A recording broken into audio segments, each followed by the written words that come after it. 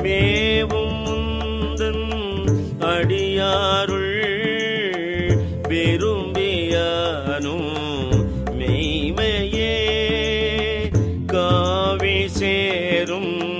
கயல் கண்ணாள் பங்காவுந்தன் கருணையினால் பாவியேக்கும் உண்டாமோ பரமானந்த பழங்கடல் சேர்ந்து ஆவியாக்கை யான் எனதென்று யாதும் இன்றி அறுதலே அறவே பேற்றார் நின்னன்ப அந்தம் இன்றி அகம் நெகவும் புறமே கிடந்து புலை நாயே புலம்புகின்ற